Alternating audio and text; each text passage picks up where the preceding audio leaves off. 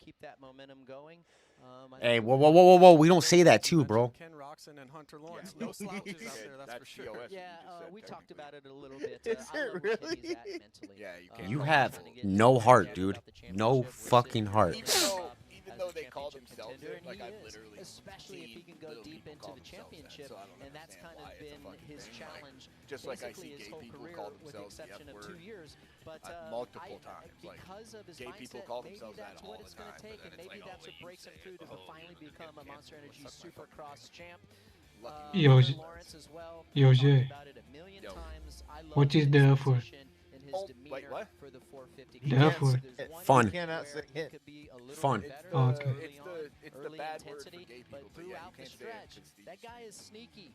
He's very, Okay. very sneaky. Also, yeah, he's very crafty. saw And I don't care what you have. I closed my gym early because and I feel like it'd be crazy to not count him as a serious title contender after what we saw last week. The only homophobic guess that for he's calling going to someone get cocksucker. better. And I mentioned it at the top of the show, but They what I literally thought they're was trying to say the like most that's a impressive slur thing almost. I from hope to Hunter God is when he got past. That's like someone's when he got hobby, passed bro. by Eli, That can't be. I mean, I can understand the logic though. I think he would settle because you're for that essentially podium. Be using like it it's a to good make fun result of those early in the people, year, but I mean, you could tell. I mean, he went come on, back bro. to work. He That's wanted not- to do win, not- and to me, don't, I haven't please seen don't. that amount of belief out of Hunter in Like, regular season Supercross all the words you're not until allowed now. to So say, I think he's swear on the to God, verge free of a speech breakthrough. is I the really do. complete Yeah, opposite and it would of be North so cool America. to Not just how America, deep Canada, the that's field is the right same now bullshit. for him to get a good start. I think it's going to take a good start. You won't like and get if he can arrested or continue to anything do for that, and what he has fucking some of the misgendering best someone, average it's starts just of the whole field, you're right? looked down upon So if he's to be able like to that do and that, be put politically himself in the correct. right spot, I think he can get a win. It's going to be a lot of fun to see that. And could you imagine if freedom he of could be speech the has gone guy completely out to the window beat for North Eli for the first time this year? That'd be a heck of a story. You know, Chase has got the wins, Coop's got the wins,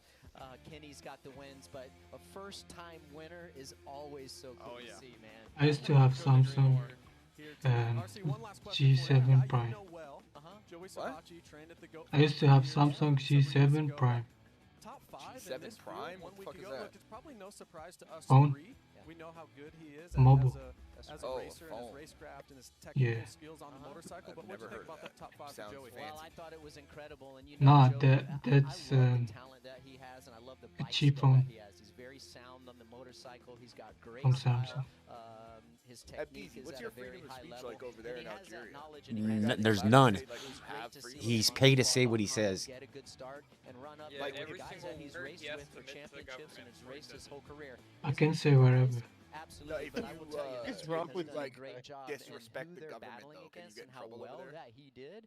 No, that says a lot, I not do. only for We him, do but it for every day. unsung heroes, Okay, the team, and I was just Martin wondering, 'cause some Davalos. I countries mean, he's done a obviously great get job. fucked up Yariv, with disrespect to government. just what Let's they've hear been something, able to, Abdeezy. put together over there. Abdeezy goes missing. A lot more for Joey. I was gonna say Abdeezy goes missing. Don't say nothing. Don't say nothing. I mean, you're allowed to. Our government is the mafia, is the mob. You know what's funny? I was dead better ass not about to ask you if you have like a terroristic mafia kind of government, He or if raced them it's on a like 250 as Well, well. yeah, that's what, guys that Yeah, they talk do about Cooper. cocaine. I mean, he's had unbelievable battles Really? with him for a Yeah. Everybody in the government does a little bit of cocaine.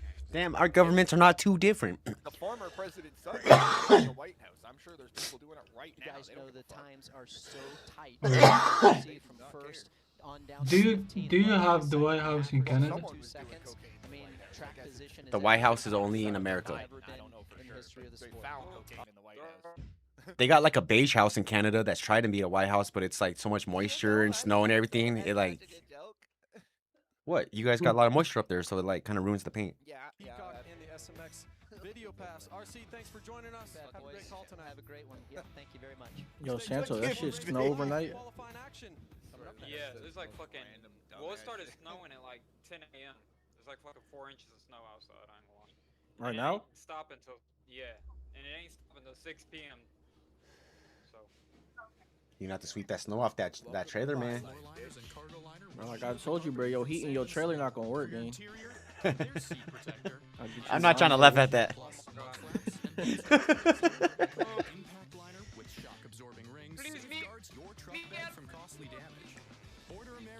Hey, Cuzzo, give him fucking little pointers on a trailer, dog. I wouldn't know any. You're a selfish asshole. They should be down. Honey, I respect that, but that cough looks pretty bad. Try this Robitussin honey. The only brand with True Source certified honey. Mind if I root through your trash? The powerful cough relief you need. Robitussin. That's when you get slammed up by somebody. Good ass food, and I got me a shot. Yo, wait. Bro, I can't get into the stash, Bernard. I can't get in. Oh, right. No, I got keys. I got the keys. No. Like I can't even like go inside the stash though. Oh, my bad. I kind of took everybody's keys. Like my shit, my screen, it's just doing it. That's why I thought our Civ house was fucking sold, bro. But like, I enter and it like black screens and it loads for like 2 minutes, and then it kicks me out and it says entities can't be loaded. Even if I fly out and fly back in, that shit's still not gonna let me. Has the largest selection of dirt bike parts, apparel, and I'm trying to put some of accessories. Visit their website this today method, for the bro. lowest I ain't trying to prices, get caught. biggest Fuck you. inventory, and fast free delivery. RockyMountainATVMC.com. So I still might actually have keys to our Civ house, bro. I might just need to give someone keys so they can go inside, because I can't go inside of it. Track's looking good. How was the build out? Finally a good day. Dude, I was out here for like 4 days, just waiting, watching Oh. it rain. We haven't gone home earlier than 8 p.m. any night this year. We were till like midnight last night. We were here till midnight. Alex stayed one night till 4 a.m. 4:30. I had my bed at 5 a.m. I mean, he didn't do nothing. He just accidentally fell asleep in the skid steer.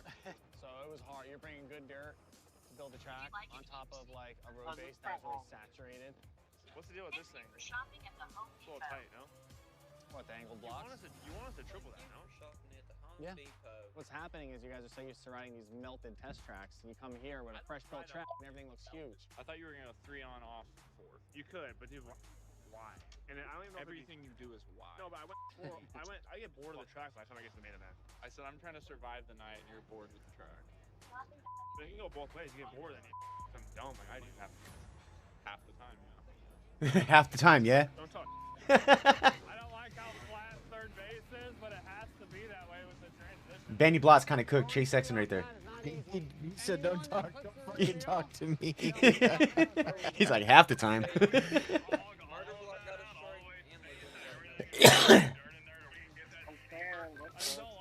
Yeah, Jay with the G came in here and said that fucking since Laguna got 2 strikes, that means you're not getting drops for 2 months.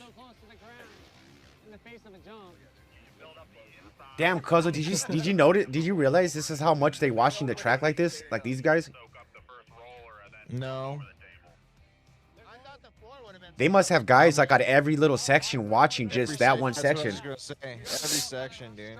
They're watching G outs and everything. That's crazy. We're digging that whole thing out. We'll put fresh dirt in there and we'll watch the whoop lane and just see what we can do to open up some lines. Oh, I can't wait to be back in these machines fucking Monday. Love to see that, getting a closer look at the SMX track crew, and what an amazing job. You know how much I'm fiending to be back at work? A little closer look at what they actually do, but it's an ever-changing thing all week long. They got to bring the dirt I didn't in, think build not the that track, much. and I Oh my god, dude, I've been going so crazy, and then when I'm about to go get sick. they have done. And I remember years where we would be like during the week, Adam, oh, there's for sure we're gonna have. How long has it been, dude? It's been like what? We show up for track walk on Saturday morning. The track's amazing. Like Since November? Nah, no, like December 15th, stupid. Have to be physically actually raining during the main event because Feels these longer guys than that are to so me. good. And another thing I'll say, towards the end of my career, Well, yeah, time's they're flying for so you. Must be good nice. with communicating to the riders. If there was a spot on the track that was a little sketchy or dangerous, they're very open-minded and willing to listen to the riders, which I think is top-notch. And a lot of them ride themselves, and you can hear a few of them saying, "Oh, we need to lip up this over there. I don't really like what's going on over there. That section is soft." So they absolutely want to challenge the riders, but they also have the riders back when it comes to safety and making it great for racing in general. Well said, JB. Well, let's take a look at this track at the Yamaha track preview. AC, let's walk us through it. We got a good one here. We do. Kind of medium lane, start straight, kind of a double apex, like a long left-handed. That's gonna be a crazy. That's kind of a wide turn for the start. No, it's gonna make a huge difference though.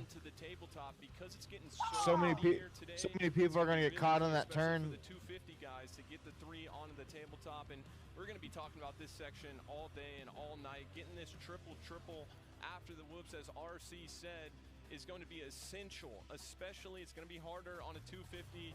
Yo, there is someone in the gas station This section right here, a little option. You can go in outside, Mirror Park. go 3-2 or inside, roll 2-2. They seem to be pretty close together. A really fast section carrying a lot of speed into the sand. We see that section already. You can buy one from Mirror Park gas station. Around here, guys going double over the start straight.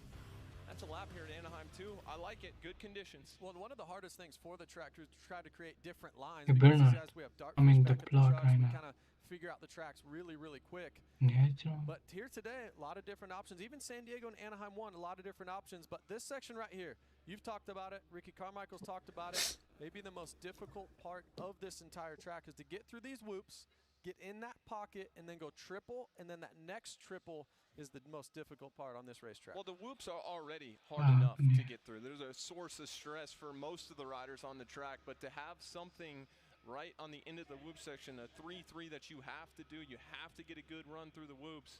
Something to watch tonight. It's going to be a lot of moves made there. See the track crew out there making it nice and fresh once again, and we've had this debate back and forth on which qualifying session will be faster. I think today Q2 is going to be faster than Q1. AC, what's your thoughts? With the dozer tracks I see out there right now, you see the bowl corner before the whoops was worked on. I do believe you are correct. It's hard to know for sure, but I think if there's ever going to be a faster Q2, it's going to be today. One thing they usually do not prep in between qualifiers is that whoop section. You can see there's no machinery on it right now to continue to get really cups in them, and every time you hit, look, 250s are hitting them in 4th gear, 450s probably 3rd gear. Every time that wheel spins and hits the whoop, it takes a chunk of dirt out. We call that a cup in the front of the whoops. They're going to get tougher and tougher as this day goes on. And a lot of times with the whoops, you can kind of go wherever you're most comfortable, but I think with the triple after, specifically the second triple, there's only going to be a couple little spots on the face of that second triple where you can actually make the jump. So it's going to force these guys to, wherever they go in the whoops, to get back to the same spot to make that 3. No doubt about it. There's 60 people in the lands, but I'm selling weed. I'm in the lens too. But Eli Tomac is off to an incredible hot start, and at Anaheim, he was able to make one of his fans' dreams come true. Like, I'm looking back at the old combos, bro. Like, I really used to be a little nigga, bro. Like, what the fuck? And we talk about it every single like, I was a year. little nigga, now I'm a big dog. This nigga asking to join my gang, nigga. Damn. Anaheim 1. We're going to Anaheim 1. We're going to Anaheim 1? Up in Northern California and joined the Army while I was deployed. Yo, niggas is spitting this bitch too. What the fuck? That was me, guy. That's not you. In that gray Nah, suit? that was. Yeah, in the gray car. Fuck. This Niggas is my creeping through this neighborhood. bitch, bro. I thought I was about to get shot.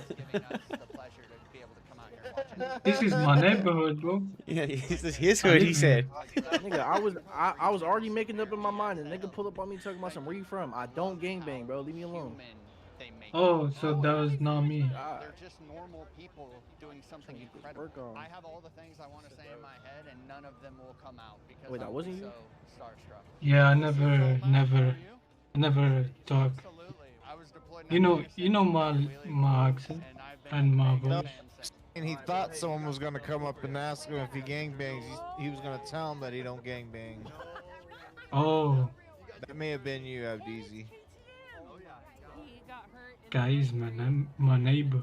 Had to retire from that. He deserves to be able to have a day like this where he can be around his heroes that have kept him going. Because there have been days where it doesn't feel like you can go forward. Look, I was about to say it was good, my neighbor. inspiring, it's fun. If anyone deserves it, it's Then I them. left. I want to go back to my hotel and put it in the safe. He's gonna win tonight, hands down. I wanna see my house. RM Fantasy SX, the official fantasy game of Monster Energy Supercross. I have Draco right here, as you can see. And win. Quickly log in or create an account.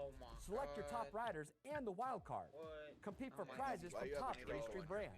It's free to play. Because I'm him. Win RM Fantasy Cash each round based on Already? your picks. I have big TV. I have a kitchen, a salad. Check website for details. Some fucking sushi or whatever the As fuck. long as elephants still A fly burger. and heroes assemble, Are you Chinese? the night shines bright with joy. I'm actually Korean. And hugs and As long as we this. have each other, North though, not the south. anything is possible. We're both princesses. The moment we enter our happy place, join us for the 70th celebration at the happiest place on earth. They can watch soccer on TV. Yeah, what's good, Kim Jong Un? Like Kim Jong Il. Yeah.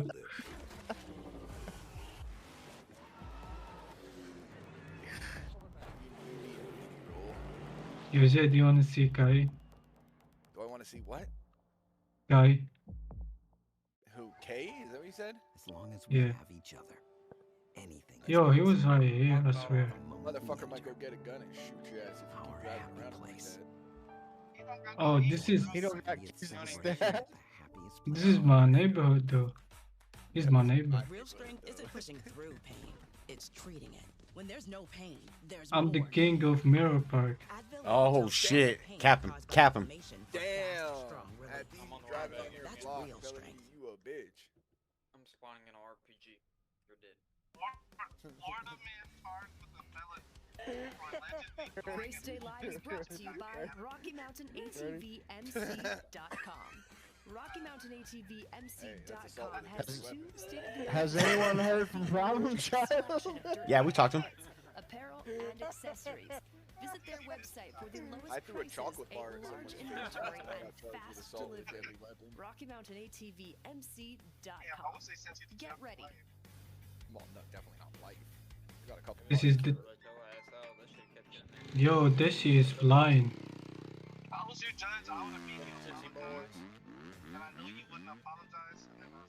I didn't have to apologize. I had 20 people from my the school that was nearby that all witnessed it, writing letters that he pulled out a bat on me, and Now she doesn't he quite got have what he the deserved hours in the for day it. that she So. had before just because of her energy levels. Yeah, I would say, as a I don't know judge, if I'd be good at baby advice. I did stomp on his car I've never afterwards, changed though, diapers. and charged with mischief and shit. So I probably shouldn't have done Air that. filters aren't covered in shit. And we actually save those and rewash them, which I wouldn't recommend doing with a diaper. Dude pulled out a fucking bat. 116 drove it, very, very slow DeWalt for my choice. Like immediately, if you've ever got. Told Maddie that, like, I'm probably gonna lose my fingernail right around when our I got money. I got money. So I'm gonna take a fishing line and run it through it and make our daughter a necklace out of it. In which she replied, "You're an idiot." She's right. It doesn't feel much softer. It shouldn't overall feel much softer. It's just more like the same thing, kind of like position. In the sand, it's so much better. It felt like before it went easy. Our Mirror Park. Are we like way out on the clickers on that? No. Just do a couple laps and then I'll water and then we'll try. No, you wouldn't say that to their face when they're outside. Go ahead. Of course no. Lunch, Especially have a coffee. Yeah, they'd make you Have a twerk. bike ride They'd this make you do gay afternoon. things. She's been unpackaging all the baby That's clothes fucked up. from her baby shower. That's racist. So Nah. she's been dreaming of becoming a mother for a long yeah, time. that was just, Bedside bassinet. that's racist. No, there's a line you don't cross, Bernardo. Blankets. That's racist. Bouncer. Yeah. Swing thing. Her little headphones for the races. Bernard, what did you say? I didn't hear it. We'll I see just how got he back. is Shove pork in big Aunt brother. Beezy's mouth. He's been an only child his whole life, so. It's prejudicial, I guess. Technically not racism, but Would make Folgers it's still fuck it's is wrong with you? It's prejudicial. Kind of got a little aggressive on against my his coffee religion. espresso And you setup. know, Been down that rabbit hole, so here we are. It's a bit over the top. But it's my Oh, thing. shut I don't up. even know Tim's latte art. Fucking There you go. freak. We don't even know you. Stuff like this, showing up at our I front believe porch every you, day. other than, you know, So you that have a job, piece and in a your kid, left and hand an actual goes life. as the base. Facing this way, I assume. That looks right. There you go. Nah, Now I you're just an need to figure out how to actual- collapse Shut the dang thing. Yo, with the money that my character have, I can buy your game. Love you. Love you. Oh, really? Oh, yeah, we're selling it. How much do you have? Today I'm gonna do contrast therapy, so I do sauna, ice bath, sauna, ice bath. It'll jump around. He's my cousin. It's like the high The game is up for sale, It's tough buddy. for 20 minutes, but it's just super let me know helpful. however much money you have, and that's how Half much of the we'll fun sell it part. to you for. And then here it's Bring it all, 35 to bring it 40 all degrees. cash. So Bring it all cash. that Cash only. contrast in temperature really helps reduce What inflammation the- and soreness and nuances. You said whatever money you had. It actually makes me feel a lot more fresh the next day. Yeah. I'm usually in bed by like Used to be 100K or more. 7:45. One night she was like, I have to have Specify that. a California Police. roll with pickles inside of it. You can't The now. first 3 weeks. You can't now. Oh yeah, All I you can were I eating can- was raw red onion. I can eat raw onion. No, Like an no, apple. no. It It's was verbal. so good. Verbal contract was already signed. We had been trying and wanting it. Oh, for does so not long, police. And he's such a girl dad. sorry? He They just lagging. takes such good care of his girls. Me, his mom, his sister. I just knew that she was Alright going to be a girl because he's just made for it. What are you doing? Here to the rescue. Eating onions like an apple is fucking Back upstairs wild. here on Race Day Live. Justin Britton, Adam Cianciarulla, Haley Shanley joining us now. What's up, Haley? Not too much. A lot that is up. up from down on Easy. track. Easy. Man, You that never was seen- fun. The you never vibe down seen there is holes, really good. And how about I never seen what? down there? But before Yeah, well, I mean, when I was a kid, I read that book too. No, this racer, he was talking about because he's about to be a first-time dad, and he was talking about like the pregnancy cravings, and he was saying like he watched his wife eat an onion like an apple. He probably just Unbelievable. plugs The holes. guy does the work and he does it well. That's- yeah, there's no Hey, doubt about that. When you talk hey, about training and riding, I can Cameron fix McAdoo that. will do the work. But it really brought back memories for me having children again. You get the stroller in the mail and you don't know how to put it together, and then you're putting car seats in the car. How the fuck is And, that too it's far? awesome. Cameron and Maddie expect You- it here soon. So No Amazon one's ever budget seen is holes then it's high right now. apparently. There's no doubt. Cameron No, mentioned it looks yeah, like it's kind of weird, bro, and you're getting blocked. I feel you, Cam. it's so cool. You know what? You know what? Is this too far? Can I hear anybody saying shit now? Hey, is anyone talking right now? Because I can't hear me. I can't hear you. We were literally nobody's talking. It's safe to say from what we've seen and what we know. Hello, can you hear me? Sir, I will serve mute you too. I don't get it either. Nobody was talking. Nobody even said a word. I server muted Jay and Steezy. Peyton server Deegan muted right me? now, I mean, Oh, you're a bitch. he's over a second faster than anybody else. And I think if you're Levi Kitchen, Chance Hymas, Max Anstey, you got to try to put a stop to this. I know they're trying their best. We were worried he's going to start a little slow like last year, but of course, dominating win last week, and he looks fast here today. So following No, my God. He straight up laughed in my face when I commended his good lap. And it was Yep, I'm gonna start a over a boycott. second faster than the rest of the field. He said it was honestly mediocre is what the words that he used. So, man, maybe we could expect more from Hayden in that next one. So, let's roll the tape back. Go because, ahead. You know, we all see what happened last week. We saw his epic performance, but understanding are two different things. That's where you guys come in. So, take us Whoa. back to 2025 A2 and Hayden Deegan. Yeah, Hayden comes inside of Julian Racist. Belair. Look, it's no secret that Nah, Steamy is Mexican. back and forth to start Oh, that what? season. Julian had the red plate at one point. He comes inside again. They were going back and forth here in Seattle. Really hard Yo, racing. shut But you know, up. in this circumstance in particular, Julian had come out really kind of going for it that season and was at a whole new level. And they've also got some history going back even to with their younger days. Now this one, Hayden goes inside of his teammate Cole Davies. Honestly, for me, that one was kind of a 50-50. Cole didn't really let off on the outside. So no harm, no foul. They're also going for the championship that night. Now last week, the one thing that's different about this one to the one last year on Cole Davies is just it's earlier in the season. I don't know if there's necessarily a point to do this other than Max had won the round in Anaheim. He had the red plate, but you know, look, to me, it wasn't an intent to go in there absolutely just take him down. But there was a little bit of attitude there with the rear wheel sliding into the front wheel of Max. Well, that's a storyline that I'm probably most excited about going into today. Is the teammates. We heard them going back and forth during the week. There's been some drama there, so it's always fun. It's like a little bit of a reality show here, Supercross racing right now. But Hayden Deegan, look, what can you say? A lot of these guys. Now you're just people acting ask, on your. why aren't people more aggressive with Hayden? It's because he's so fast. In order to beat him, you have to put it all on the table, and you can't be thinking about, oh, try to get him back, try to take him out. So really got to commend Hayden Deegan. He's been unbelievable to start the year. Yeah, and Adam, we'll stick with you here for this question. question. So Go with, for it, and on I'll strictly play a it live performance every level, time. it was a perfect day. The speed was immaculate. Does that performance change how his competition maybe thinks about him or the competition moving forward starting tonight? I think everyone, including the racers, knew that Hayden was the heavy favorite. And I into the stand season, on just that. based on what he's done so far in his career. He started off as a rookie really good, and he's only gotten better. So say these so. guys, I think they're expecting that from Hayden. But I have seen somebody like Levi Kitchen hasn't had the opening laps that he would like down in the first corner, but he's got a lot of pace. We've seen a lot of good things out of Ryder D, Chance Hymas. So Hayden has set the bar high, but these guys are rising to the occasion.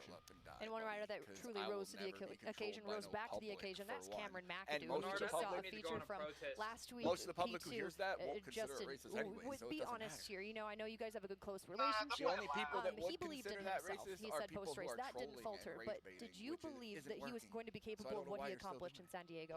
There's no question. Look, Adam and I both said preseason that anytime Cameron McAdoo is there and he's healthy on the track, he's typically on the podium. That's just what he does. When you truly look at his stats, he's got so many podiums. I believe he's 7th all-time in podiums right now. So, look, like I said, if Cameron's there, he has the belief to do it. He's obviously got the equipment to do it, the team to do it. It's a contract year for him, so I think it's important for him to show some pace early on and to get on the podium. And when he puts himself in good positions like he typically does, he typically never falters. I mean, I didn't say it like that. I said you it's can't call a white really person. 7 months No, I off the didn't. bike this offseason. He's had a lot of injuries. No, that's over how the past your few years, a lot of context time is. I don't off the care bike, about your and it's context. so I know what I difficult. said. All these guys See, are that's getting the better difference. every year. To You can remain say a whatever top you guy want. that I has know the what I speed to go out actually there and get said, on the and I podium know to the context, potentially so it win, doesn't make a it's a difference. testament to the Like, feature that we I don't saw know and what the it work is. that he puts in. If he did cut any corners or he was a little lazy, there's no way he would be able to be in the mix like he is already. Yeah, it truly is a feel-good story. Part of us, we expect him to be there, but also you just can't not recognize what he has had to go through these last few years. Oh, so Bill Clinton, yes. let's See, I talk didn't even Michael hear what you Mosman. He's another one. In your guys' opinion, we'll start with you, Adam. Is he right He on didn't. par? Is he got head from underperforming or overperforming, Michael Mosman? I think it's a good start to the year for Michael. But- He got a podium last time. Look, I'm not entirely sure of Michael's ceiling because there's been times where I've counted him out and he's come out and done some really amazing things on a bike. And for him, I think with some injuries and some time off over the past few years, the more he gets out on track, the longer he stays healthy, the better he's going to be. And I would think in that podium in San Diego last week would be good for his confidence. I would expect him maybe not to contend for race wins on a regular basis, but he's definitely going to be in the top 5 consistently and battling for podiums. JB? Yeah, I echo exactly what Adam said. I mean, look, he's no stranger to the front. He's won a race before. He's got several podiums. We sat down with him right here at Media Days a month before the season started, and he said, I feel great. I feel really, really good. And he's not one to sugarcoat much. So I think Mosman will be on the podium probably a few more times this season, but in the top 5 basically every time the gate drops. Yeah, I think that's safe to say. I'm excited to see if he keeps it coming in this round. Well, let's go back to a Kawasaki rider, Levi Kitchen. It seems to be between rounds 1 and 2. There was a little bit of a trend in the right direction, but in your opinion, Adam, is that trend, is it steep enough on the graph? Is it as much of an improvement as we should be hoping from him? Well, what I've seen from Levi, it's hard to know exactly what we have because of those mistakes in the first corner. I mean, last to 6th at A1, last to 4th last weekend in San Diego. But what I've seen in qualifying, even his rides in the main event, I think You he's brought gone it to up, another not level me. No, no, no. speed-wise. You And look, brought it it comes up. down I did to not bring it up. executing at the front of the race. You have to put an entire race together to be in contention for the win. But what I've seen with his riding, I think this is the most complete Levi Kitchen we've seen so far in his Dude, they say the same shit about these fucking riders every year. I can't wait And to it see him doesn't get a good make start, sense. because if you think about the speed that he's Dude, shown, okay, even obviously we today, know he's shown fucking incredible fast, speed. The first but 3 he's qualifying not sessions giving up there, the he's fastest results. by quite a bit in a I couple don't know, of them, it's actually. fucking. Like he looked incredible. Yeah, but you So can be I can't fast, wait bro, to but see you're him if get you're through not the first winning, turn you're in not the top winning. 5 and see what he can do with it, because there's no doubt that he's got the speed to win these things. I would love to see you start with Max Anstey, Hayden Deegan, Levi Kitchen all up there in the top 5. That is a race I want to watch. That's right. That'd be something. Could very well happen tonight. Well, let's take a look at these points and just how close they are. Of course, Hayden Deegan has taken back over that red plate. Well, for the first time this year, has taken that red plate. That what? Yeah, they still do freestyle, yes. Oh yeah, they do. Chance Hymas, Michael Mosman, Ryder DeFrancisco, the top 5. So there you have it. But a lot of motherfuckers are doing the Nitro Circus tours and shit like that. Like you'll see more of that. His first top 5, he actually had one at the end of the last No, they just got like a short, so like we're arena. At any rate, Like they'll this take guy has like been through a lot these last few years. like the Baltimore Joey Savacci, Stadium. are They'll you take at all that, surprised and then to see they'll turn him it in this into top like 5? a freestyle I'm not track. surprised at all. I mean, we've talked about it a lot here on Race Day Live, just how good of a rider Yeah. Joey Savacci is. And you go back to his 250 career, Motherfuckers he was a are doing, straight like, away double from being a front 250 flips now. divisional It's crazy. Supercross champ. He had the red plate multiple times throughout Supercross in multiple seasons. He's had the red plate in motocross, even during the summer. And look, he's been fast on the 450 ever since he got on it just a few years ago. So it doesn't surprise me at all. I'm really impressed with this Quad Lock Honda team and what they've been able to do and the bike they've been able to build to be competitive with guys like Chase Sexton right there on the screen. So kudos to Joey and kudos to that Quad Lock Honda team. And sometimes you get a really good result that surprises you a little bit, and you think after the race, you're like, yeah, that was really good, but man, that was hard. I don't want to have to do that again. Watching Joey last weekend, to me, it looks like he belongs there. It looks repeatable, the effort. He didn't look out of place with even the top 3 guys. They put a little gap on him, but to me, Joey's riding, he's a top 5 guy on his best day every day of the week. Talent for days, and it kind of goes in part 2 with this story of what Quad Lock Honda does Bernard, with its did you see racers. the We saw clip it with with Shane Trey McElrath shooting someone last year. I'm getting a excited to kill see shot what through a Christian fence Craig is yesterday? going to be bringing this season. By But chance? yeah, for Joey Savacci, I think we got to celebrate this and give him his flowers. Oh, absolutely. Yeah, no doubt. Well, Well, I let's take a just look put back the at clip Ken up yesterday. Roxon. I don't know Okay, when it actually this was a happened, but strong race for someone him, sent me the but clip I through sensed from Keith him, from what we cheating. saw I was like, post-race, it's his not interview with fucking Will cheating. That Christian was at the probably just a post-race lucky press, shot. Like, that they're he was desync or frustrated something. with I that. doubt it So was what do cheating. That you is a guys crazy take shot, away from though. what we saw from the So I number posted 94 it in in San our Diego? Discord. I And like where his head's said, at. "Yo, I do. this I might think be the frustration is just craziest kill in purely the land, based bro. on his Fuck. And expectations then I this year. typed And one thing about 17 Kenny, his for mindset 17 does for seem him. different. That he And wants to dude take got, this like, thing angry, down to the like, stretch. He "Yo, wants to why take you it to always Salt on Lake dick, City man?" in May. Like, Be in it, have a shot to win this championship, and he's doing all the right things right now. Look, we can talk about his fast starts in years past, but to start on the podium in the first 2 rounds, he's not done that in a long time. So I'm a huge fan of Kenny. Obviously, we all know that. He's got a lot of fans out there, but I like where he's at with the motorcycle as well. He's not changing anything, and I think that says a lot. Once we start to go east, the tracks are ever changing. Even the track here today, it's totally different than what we've seen the first 2 rounds. And if you're really comfortable with your bike and you haven't changed it much and you're within that window of comfort, which Kenny is, I think it's a huge advantage. And I loved Anaheim 1 and San Diego both. Ken Roxon, he could have settled for a podium. Last weekend, Hunter got by him, Eli got by him, and I love the fight after. I love that he still, you could tell he still wanted to win that race, and he showed he's really strong at the end of these races too. So I think, going back to what you said, JB, he's in a great place mentally. I just love to see the fight and aggression early from Ken. Good point, because looking at the whole race as a whole, he's hungry for it. No one can question that. But earlier in the race, interesting. Well, let's look at Hunter Lawrence. Okay, this was simply great. And I use the word simply because sometimes, especially to Hunter, he says it's as simple as that. We don't always need to overanalyze it, but I think there is a lot to take from that. Of course, we've seen him win in the postseason. We've seen him win in Pro Motocross. But to contend for a race lead in Supercross, I think this was a big step forward. He credited that to his comfort on the bike. But what did you see from the number 96? I saw a lot of belief, Haley. I think for the first time in Hunter's career, he sees himself as a guy in Supercross that can go out and win on any given weekend. And the same thing I said about Ken, I'll say about Hunter. You could tell in that race, got shuffled back a little bit, of course, had the whole shot, led a lot of laps early, but he went back after Eli Tomac at the end of that race. And I just think that says so much about where he sees himself fitting into this group of riders. And Hunter's career is one of the best stories in the sport. Just how he started, how he's gotten so much better every year, and I think it's only a matter of time until he gets a win. And I think when he gets one win, I think it's going to come flooding in. A lot of wins after that. When I was in Avalon, for me, the only thing Hunter Lawrence didn't leave with last week was the bonus check for first and the first place trophy. Honestly, to me, it was as good as a win. I mean, it really was. Look, he didn't get the bonus check, like I said, but to be that close to the lead, to see the lead, now when he's in that position again, which we know he will be, it's just second nature. He's won races before, just not here in Supercross. So to me, it was good as a win. And there's a stat that our man Clinton Fowler always has, is typically the champion at the end of the season has the lowest average start position on lap 1. I'm saying Hunter Lawrence, if everything stays the same and he stays healthy, he's going to have the lowest average on the first lap. He's a great starter. He's connected to the motorcycle right now. He knows the bike really well. The amount of for people me, that tell me, no, Lord doesn't cheat. Yeah, it certainly felt like it. It was very exciting. Whether you consider yourself a diehard Hunter Lawrence fan or not, I think there was something we could all appreciate from his performance. Well, before we analyze our next athlete, we have some fellow broadcast teammates who want to chime in on this. I'd love to hear from them. From Rocky Mountain ATV MC, it's Jason Charles. Hey, what's going on, Race Day Live? It's Jason Charles here. Now look, as of Monday this week, we looked at players' picks, and over 70% of players were picking Tomac to three-peat in Anaheim 2. So that got us to thinking, when was or has a rider ever won the opening 3 rounds of the Premier Class? And if so, when was the last time it happened? Charles, what we find out? So, yeah, we did a little deep dive, and we found that there's only been 4 riders. What the fuck? The last person to do it was Philip Stewart in 2007. So it's been almost 20 years. Philip Rivers become a coach? He coaches high school football. Oh, great. Yeah, that's what you guys need. Oh my God, bro. No, bro.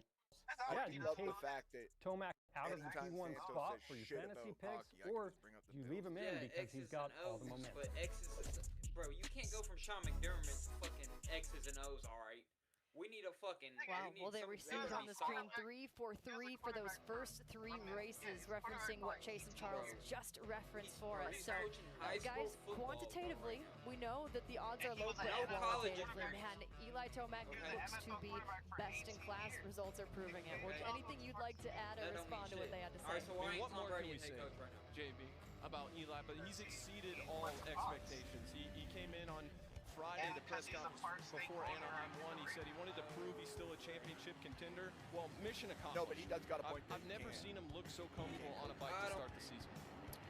It's a new team, a new motorcycle, and he's gone 2 for 2. I seriously, I mean, it's unbelievable. Look, Eli Tomac, he's an absolute legend. What an amazing motorcycle racer and a human at that. But you think about the uphill battle that he had with changing the team, changing the personnel, learning a totally different type of motorcycle. And he comes out and looks that comfortable at Anaheim 1, wins the race, then he wins San Diego on 2 totally different types of soil. That's important because I think the bikes, you know, typically like one type of soil or not. So, you know, he's comfortable on pretty much everything. He looks good here today. Can he go 3 for 3? I mean, yeah, he can. He absolutely can. Eli Tomac is just that good. Yeah, he truly is. Man, Eli Tomac, we're going to segue right into our picks here because maybe we're leaning into This guy's driving me crazy, bro. I'm going with Eli Tomac for my pick tonight because I think he's going to win until I'm proven otherwise. So I want to hear from Lurch and FanFest. Lurch, who do you have? We'll come back to you guys. My pick for the win is going to be Monster Energy Kawasaki, the number 4 Chase Sexton. Had an opportunity to talk to the team earlier today. They said at A1 they were in the ballpark. It was a little soft on the suspension. Fine-tuned it throughout the week. Got better at San Diego. Now they're not only in the ballpark but ready to run the bases. So Chase Sexton is going to be my pick for the win here tonight. I'm the next Tiger Woods. Yeah, the speed there, the drive is there. What do you think? I'm going to agree with Lurch. I'm going to go with the 4, Chase Sexton. Look, we saw the speed, and we know Chase always is a good pick to win a race. He could win on any given Saturday, but I think after some mistakes in the opening round, I'm thinking he's got them ironed out. It's always hard to make these picks because there's so many good guys, but I'm going to go with the 4. Yeah, he has a special way of responding. How about you, JB? Look, we didn't know each other's picks. We did not know each other's picks before we're picking right now, but I'm going with the 4, Chase Sexton as well. Look, I said Eli Tomac, we know he can win, but Chase Sexton has to win today. 18 points down in this championship. He's one of the top favorites coming into the season, so my pick is the 4, Chase Sexton. I like it. The panel is divided. I'd like to see what the fans have to say. So there you see Justin, Adam, and Lurch going with Chase Sexton. I'm going to go with Eli Tomac, and that's the fan pick as well. Fans on your side, Haley. They are. So we'll see what happens tonight. Could we see any surprises? Well, I'm looking forward to finding out. So Yeah, I want to set this car. When we come back, we're going to have Dean Wilson joining us up here in the booth. You're watching Race Day Live presented by Rocky Mountain ATV MC. Okay. Sure. This copyrighted broadcast of the SMX World Championship may not be Sure. retransmitted, reproduced, rebroadcast, or otherwise distributed or used in any form without the express written consent of Feld Motorsports. Sure. Thank you. You're welcome. Ciao ragazzi. Ci vediamo You're dopo, welcome. okay? Baci. Milan, such a cool place. And when the Winter Olympics arrive, I did. it'll get even cooler. Now I want a new car. Take the world stage. Lindsey Vonn, fearless. Michaela Schifrin, historic. And Chloe Oh. Kim, levitating. The Winter Olympics, it's Now gonna be I so wanna cool. buy a new car. Buying a new car? You need WeatherTech. Perhaps a nice used car. You need WeatherTech. Or maybe you're still driving Old Faithful. You need WeatherTech. Hustlers? No matter the age of your vehicle, American-made WeatherTech products are the They solution. bang hustlers. Because masses don't care what year your vehicle is. See? You do need WeatherTech. CCF. Order your American-made protection at WT.com. As long as elephants Shotgun families. and heroes assemble. As long as the night Crazy shines name. bright with joy and hugs warm our hearts. I wanna have As long as we have each other. I wanna buy a car. It's possible. Let me see. I'm gonna tell you after I see. Join us Okay. for the 70th celebration at the Sure. happiest place on earth. Batman. You said Batman. Mr. Claus, you forgot this. For an unforgettable Is gift. this Spider-Man car? Hurry into the All right. Mercedes-Benz Holiday Love Celebration now. I forgot what I was gonna say, but qualifying 2, starting Group C.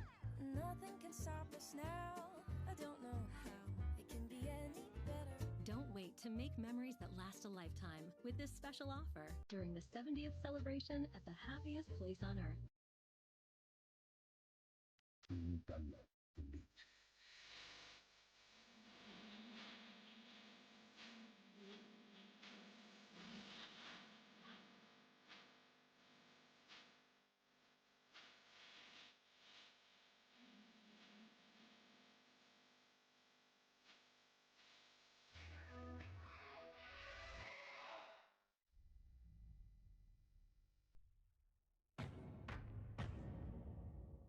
Alongside Team Dunlop Elite Rider, Ryder Ellis from North Fork, California. You have been on the program for 8 years, so you signed that contract when you were 7 years old. What's the experience been like? It's been really cool. Rob Fox, all the guys at Dunlop, they treat me like I'm their son, like I'm family, so it's been awesome. You know, going to some of the amateur stuff that you do, it's got to have a lot of confidence knowing you have Dunlop behind them. Yeah, I mean, #1 tire in America, so it's awesome. You know, let's talk about the tires. Obviously, I'm guessing you probably have a favorite. MX-14 for sure. I get the most grip with it, and I go the fastest with it for sure. Okay, you're looking to go fast this season in an amateur career. What's the big event coming up for you next? I got the Spring Nationals and the Loretta qualifiers, and after that Mammoth, and hopefully I can sweep them all and get the win. Now, we've got a big at Anaheim, too. 250 and 450. I'm sure you got some favorites. Who are you picking for the win tonight? Chase Jackson, Levi Kitchen. He's been really good. See? Just needs to start, and 450, I'm going for Eli Tomac. Oh, I was He's been my close. day one forever, so yeah. I got to tell you, when it comes to the Amateur Spring National, I'm going to go with Ryder Ellis, Team Dunlop Elite Rider. Thank you, Lurch. Always good to catch up with Dunlop Elite Rider. We're going to catch up with another Elite Rider, Dean Wilson. What's up, Dino? Hey, thanks Dino. for having me on here. It's cool to be up here with you guys. Not a lot, just watching some racing. How's the body feeling? How are the knees? Hey, the body's feeling all right. We're doing okay. We'll get Knees you a feeling- chair if you want. You know, got the Bengay on there. I love that. A couple ibuprofen. We're dialed, but Yes, nah, sir. body's good. And yeah, just stoked to be here. Watch some good racing. Just watch your announcement on social media. You're part of the Quad Lock Honda team. You're going to do the last 5.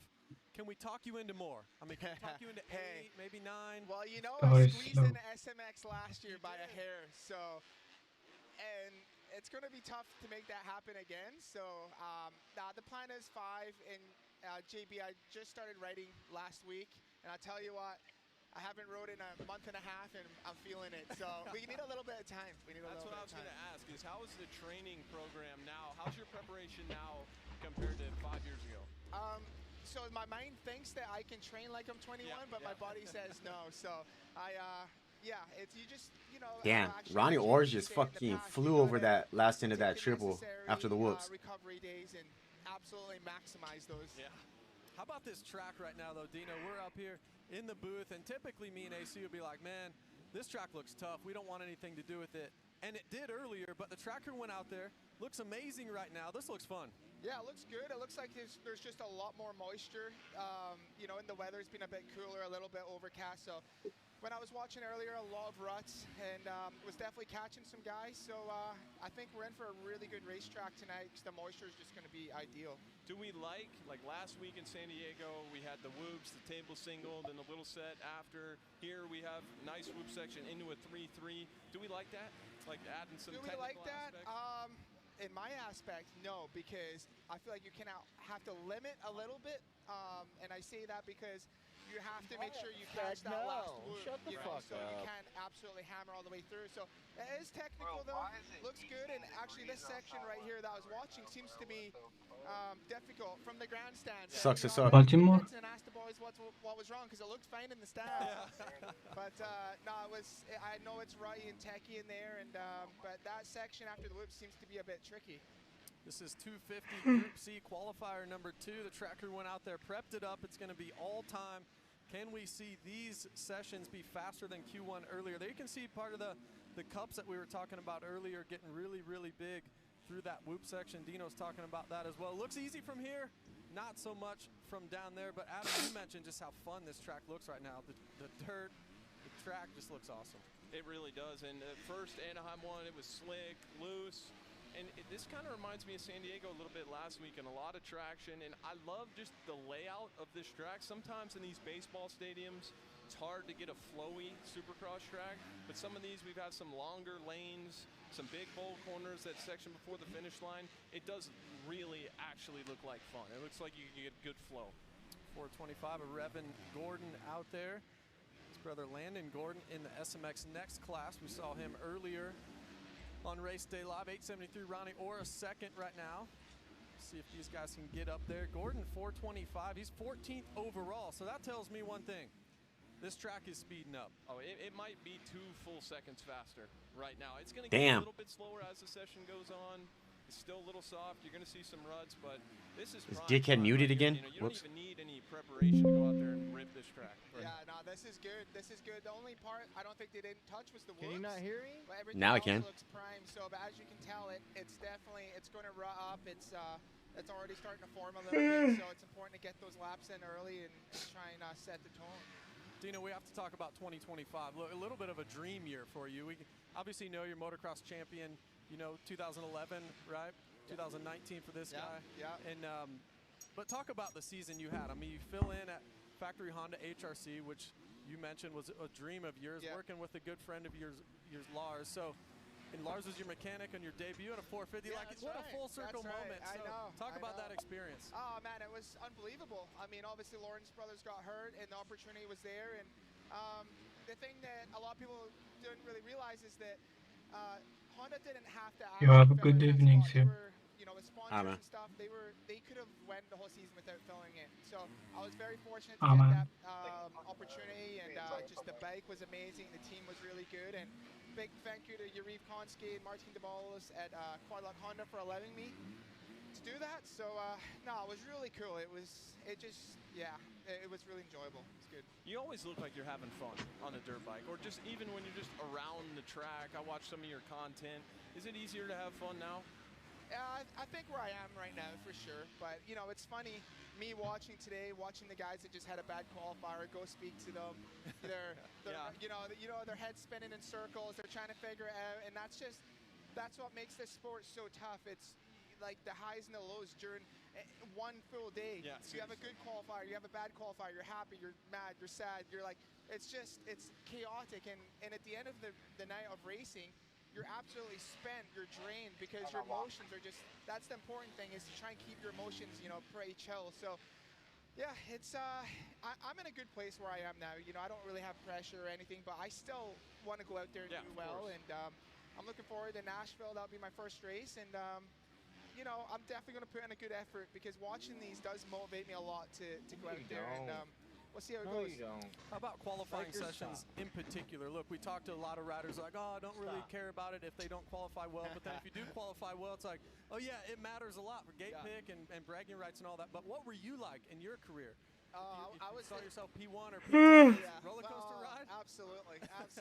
You know, know, you have a good qualifier, you're feeling good, it just makes the whole day better. You have a bad qualifier, you say, hey, it's just qualifying. I'll show up in the night show. So it's just all a mental game. You know, you got to talk yourself into things, and but you know how it is. You start the day off right. It just sets the tone.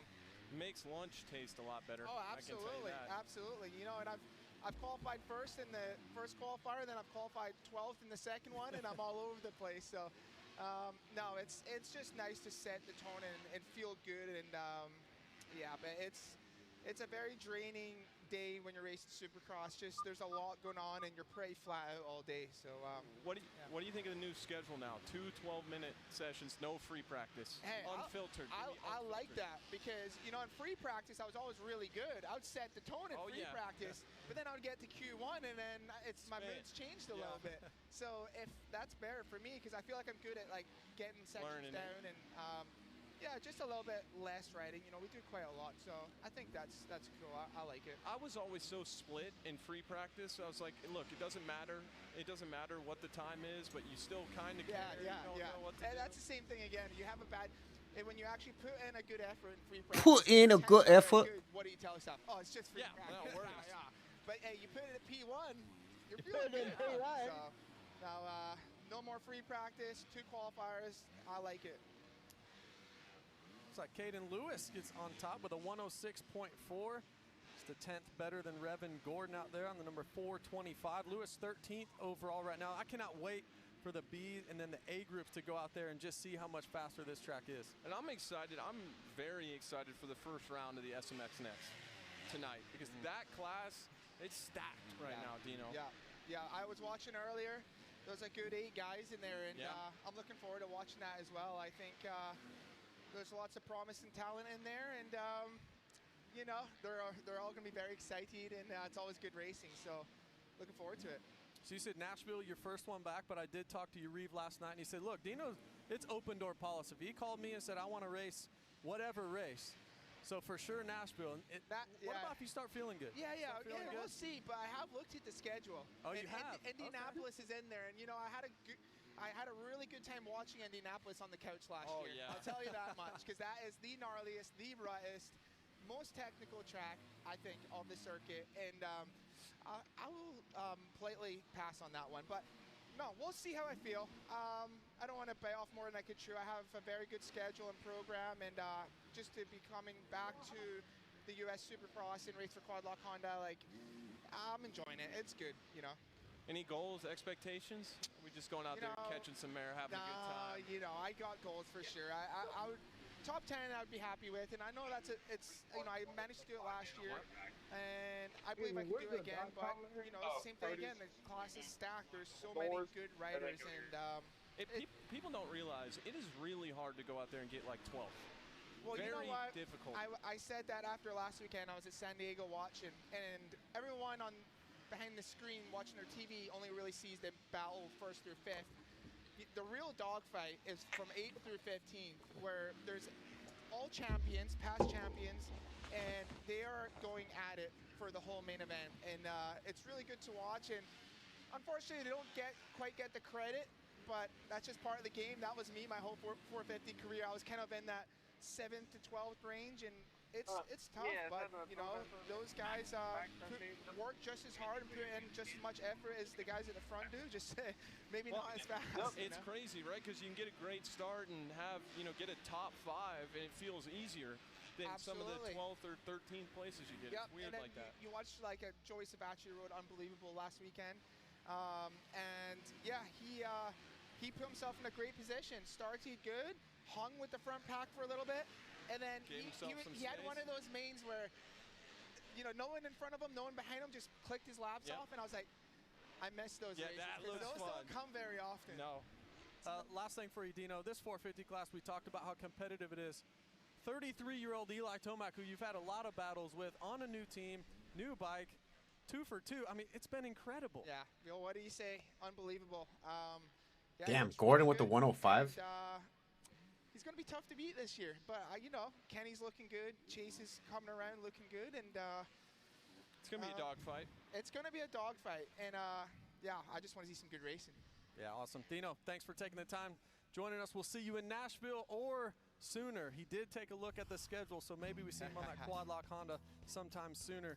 Revan Gordon, fastest in Group C qualifying. That puts him 12th overall. These times are speeding up. Fastest so far today in 250s is Hayden Deegan with a 102.7.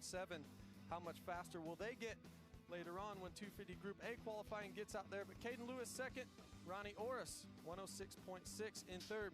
Dean Wilson, thanks for joining us. Stay tuned to some more Race Day Live.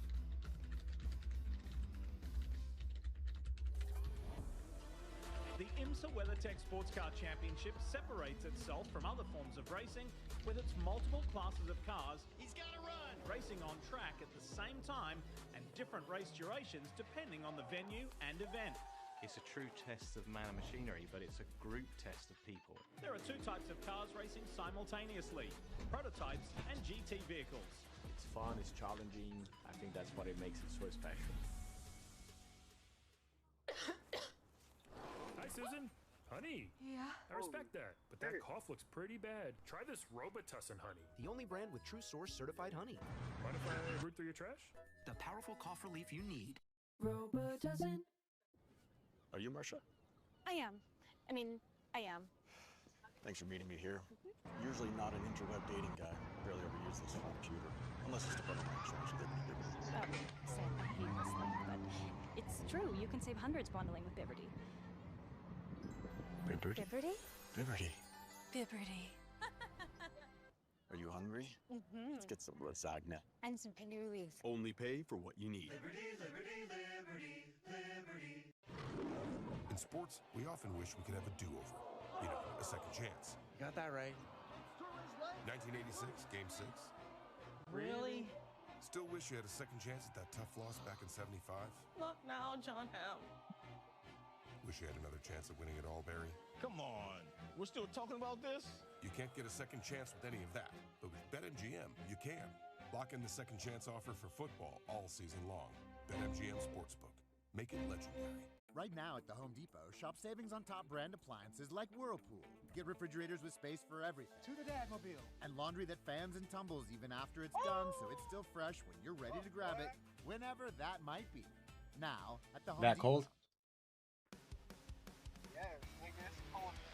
Welcome back to Race Day Live. We're brought to you by our friends at Rocky Mountain ATV MC. Anaheim 2, round 3 of the Monster Energy SMX World Championship. This track is prime for 250 Group B qualifier number 2. Justin Rodbell on the number 83. It ain't snowing yet. Where you at? Faster and faster. Rodbell in the first qualifier to 107.2. Can he be better than that? I think so, Adam. Well, you go out in the first qualifier. Yeah, I'm looking at 50 degrees all week, gang. How far with that? On this track right now, it's got to be such a relief for these guys because it's so. I ain't gonna lie, these 19 when it's as ruddy niggas as on it me, bro. was in the first I was about to have to go kill somebody to get a again. flow going, to learn the track. Right now, you see the SMX track crew. They almost scared me. Flattened a lot of It wasn't even a put on nigga, but he sold me some dragon fruit, and then he said he's about to go get some coke. And then I told him meet me at Mirror Park, and it was like almost 4 bands for 25 grams. I give him the money. He put 20 in the back. I'm like, I ain't gonna lie, gang, it's looking a little short. He talking about some. I ain't gonna do it to you, bro, but I was gonna scam you, but here, take the 5. But then here, you come out, qualify right away. Ruddy track right away doesn't give your body a chance to open up and kind of get the blood flowing a little bit. And there's just less time to experiment with lines or different race lines, move around the track, try different rhythm lanes to go in straight to a qualifier. You just have to have a game plan. As you see the 131 there, Brandon Ray make a little mistake, drop the front wheel in the whoops, but you got to show up and be ready to go. Yeah, you got to be able to throw down right away. What did you do in particular?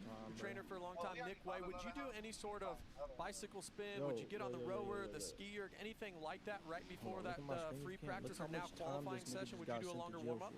I would do 10, 15 I don't think minutes I ever seen on this the, before. or no, 20 minutes on the spin bike Nigga has before an E free practice. But in the number. oftentimes, especially towards the end of my career, my last season when I knew I was hanging it up, I'm going to be real with you, Justin. I just went out and used free practice as the warm-up. I said, you know what, let's save some energy Save some energy in the He's tank. never staying Love outside it. no more. I was a hotel gym guy on race morning. Yeah, Went you out were. there, treadmill, about 20, 25 minutes, hit a couple intervals, and I felt like I was ready to roll. So that tracks. That tracks for you. Oh yeah. Let's go down to Lurch. Alongside the number 23 Monster Energy Yamaha Star Racing Machine, Michael Mosman. Let's break down the first 2 races of the season, going back to A1. Last chance qualifier, but a great finish. Yeah, it was a bit of a chaotic day. I hit neutral off the finish line in practice and hurt my wrist up a little bit. And then in the heat race, I was right in the mix, doing fine, and I just cased that jump, didn't get quite the pop, and ended up having to go to the LCQ. And yeah, got through there clean, learned a couple things about the track, and put in a solid main.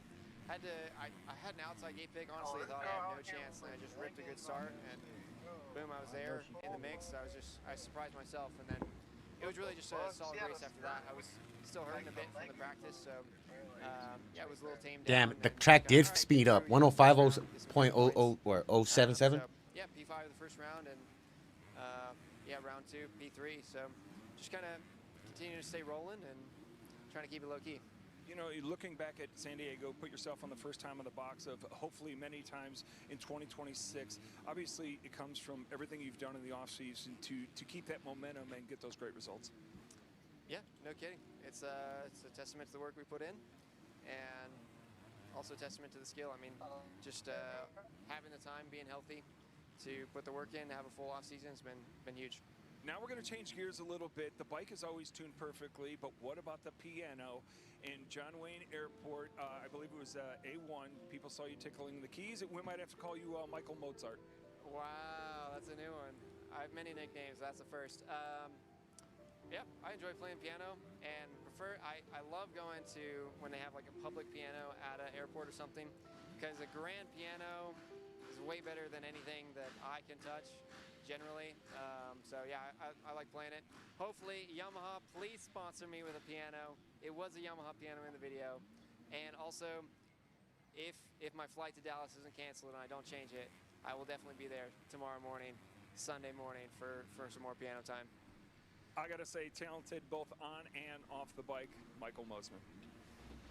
That's great. Thank you, Lurch. Trying to get a sponsorship from Yamaha. I mean, that's smart. Michael Mosman making deals right here on Race Day Live with Yamaha. And he's just such a genuine dude. He is who he is, and it's refreshing. I always talk about media days, talking to him and asking him if this is the best he's ever been. This fool muted again. The typical answer would be yes. And he's just so honest, and he's like, you know what? No, I'm probably not as confident as I've been at a certain point, but I'm pretty close. So you love when someone is just real and authentic. No doubt about it. Looking to get another podium like he did 1 week ago in San Diego. He was in the fight that whole race. That entire race, him and McAdoo had a great battle. Hymus was up there for a little bit. Anstey goes down. Kitchen catches him late. What an incredible race. And shout out to Michael Mosman getting his first podium of the year. It's number 877 on screen, trying to get a jump line through those whoops. And we talked about it. Look, the track crew went out there. They prep pretty much everything. The turns are prime, but the one thing they usually do not prep in between qualifying sessions is the whoops. We've talked about it. That's the most challenging. Damn, 104. Is to get through the whoop, to get that rhythm lane. So Adam, gonna be a lot more tough in Q2 to get through that whoop section and get that rhythm lane. And I think guys will experiment with someone like a Cooper Webb or Justin Cooper going all the way inside before the whoops, cutting off some track, and then falling into that 3-3-3 line. I say that because it's going to be so important, like RC said, to get that triple-triple every lap. And if you're able to jump through the whoops, even if it's a little slower, you pretty much know every time you're going to land perfectly in that pocket at the end of the whoops, and you're going to be able to do that 3-3. So I would, in this next 250A session, 450A session, I would watch for guys starting to go inside and jump the whoops. Justin Rodbell on your screen, number 83. Let's see what he does on this time. Comes up to second. 104.7, Thury in third with a 104.7. How close are these guys right now at the top? And that puts Rodbell 7th overall right now. So I cannot even imagine what these 250A guys are about to throw down. Yeah, absolutely. Yeah, they about to go fucking crazy. 260, 4th overall right now. Deegan's on top with a 102.7. He was a 1.2 faster than everybody, including Levi Kitchen. Chance Hymus was third. We're going to see the Group A coming up next. Your superstars of the 250 class. There he is right there with the red plate, Hayden Deegan. The pink rims, that's a bold move. But I like it. You're into it? I like it. It's confidence.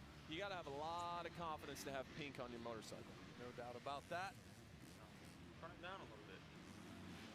Let's go back down to Lurch, who's going to catch up with Vicky Golden.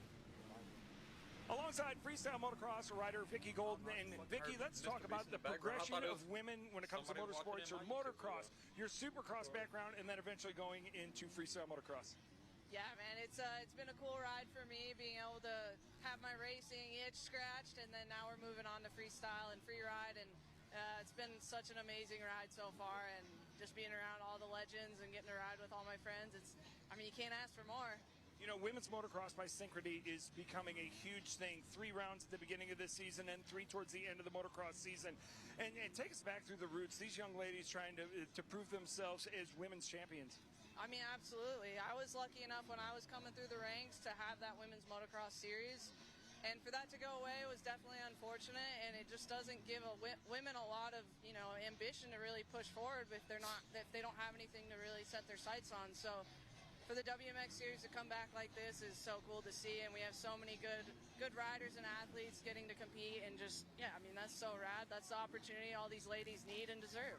You know, even back in the days when you were racing, it quite intimidating, the Supercross tracks, making the time qualifying, trying to make those main events, and these ladies are doing it outdoors, but it might not be long before we see a part of the SMX program. Yeah, I heard they were able to, get their chance at doing the last round, I believe, so that's really cool. I think they're going to show the world what they can do, and I'm excited to see it. That's going to be really cool. Damn, they're going to grow the women's shit. Vicky Golden, an innovator in the sport of racing and freestyle motocross.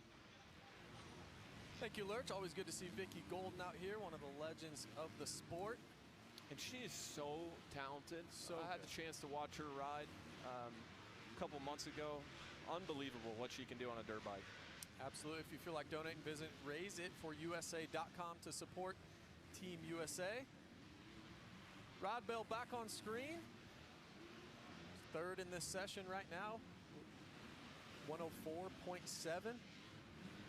And one of the things on a track that has this much traction, what I personally found to be challenging is because you can come into the corner so fast because the lines are good, there's a lot of traction, the lean angle, the dirt can hold a really steep lean angle. It would always be difficult for me not to rush into my turns. As you see Rod Bell showing us a little style there, he's happy with himself. But I would always find it so difficult to not rush the entry of the turn and then end up messing up the exit a little bit. So just something to be mindful of for these guys right now, not going into the corner too fast where you have to get on the brakes and have that hesitation kind of in the middle ending part of the turn. It kind of, when it tracks like this, it can kind of bait you into going into the corner too fast. Something to watch for, folks. I'm really curious on that turn right there. You can see the tough blocks. It's a pretty wide turn, so you can hug the inside. You obviously wouldn't be able to skim, get on tops of the whoops from that inside, but I'm really curious if Justin Cooper or Cooper Webb, guys that are really good at jumping, that can cut off so much track. Similar to last week, as we've seen the guys jumping and then jumping onto the tabletop. It was slower to enter. Slower to enter. Then it was fast in the middle, where here it's going to be a little slower to enter, fast at the end again. So I'm really curious once the A group gets out there what they're able to do through that whoop section. Still right now, fastest to go outside, get on top of those whoops, but I wonder how the main event folds tonight, how it shapes up, if they can kind of start to experiment with it here in Q2. Sometimes you say things, JB, and it's so, you say everything there is to say, and you just don't, I can't add anything to that. That was perfect. Unbelievable. What are you doing if the 9's out there? You going inside 3-3-3? I'm skimming right now. Skimming, yeah, for sure. 250 Group B qualifier is done. Up next, the 250 superstars Hayden Deegan, Levi Kitchen, Chance Hymas. Can they best the 102.7 that Deegan threw down earlier today? We're going to find out after the break. To tell you the truth, we could take or leave the extravagance, the attention, the celebrity, the bragging rights, the bravado, because all we've ever really wanted is for every Ford driver to feel this.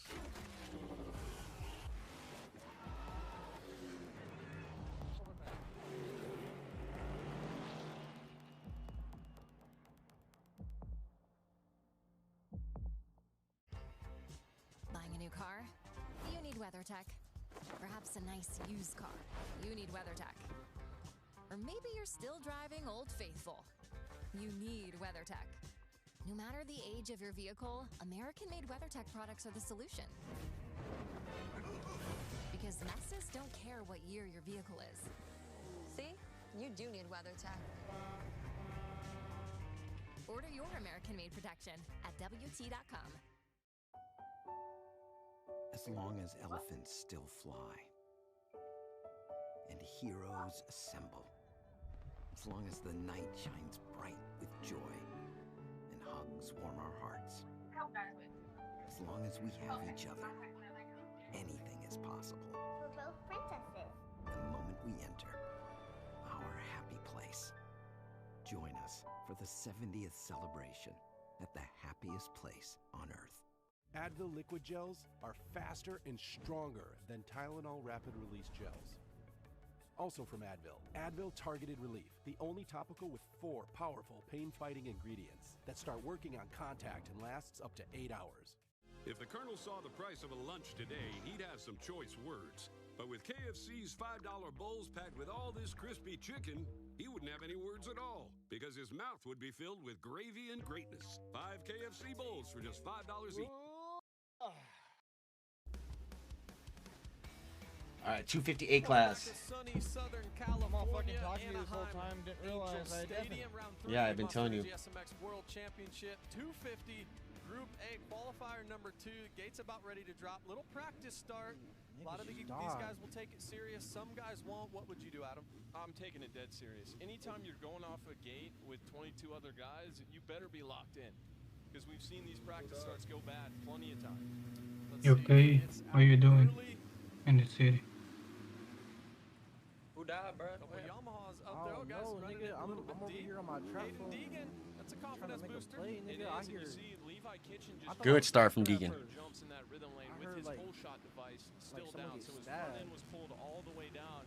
And oftentimes when you have a shorter start and you don't have to get on the brakes as hard, sometimes that whole shot device will stay locked down. So for tonight, be on the lookout for that.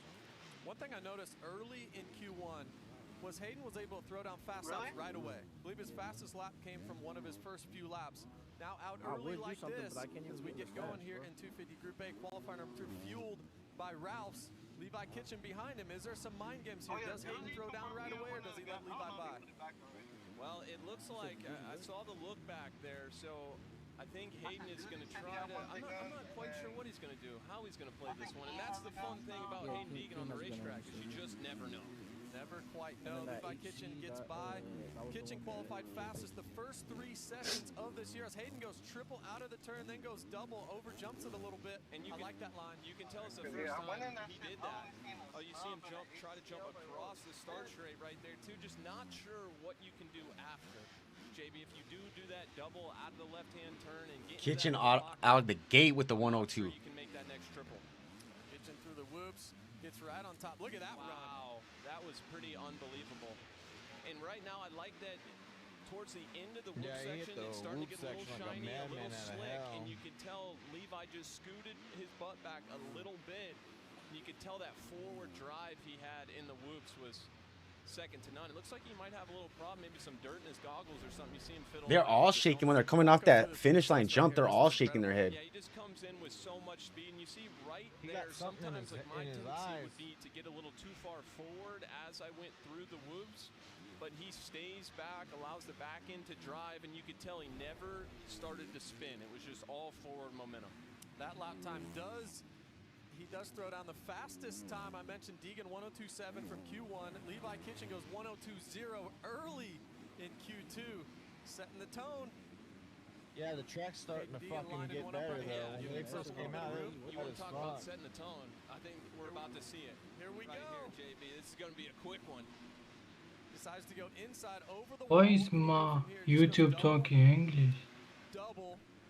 The intensity is going to be high. Oh, how do you? Oh yeah, you see how early he got on the gas in that corner. He's so good when there's not ruts in the turn. Deegan is so good with steering with the back end. He'll do a little brake slide and kind of control the power with the clutch and the throttle.